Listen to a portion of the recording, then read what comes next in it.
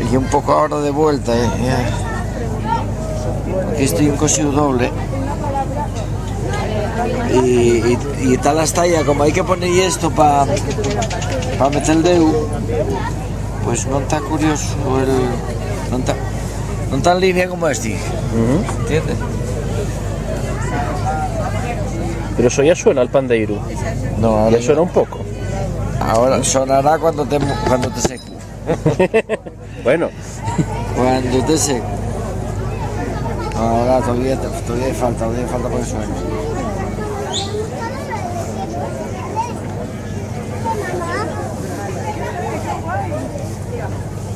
Y que estos van un poco más tensos que los de aquí, hombre.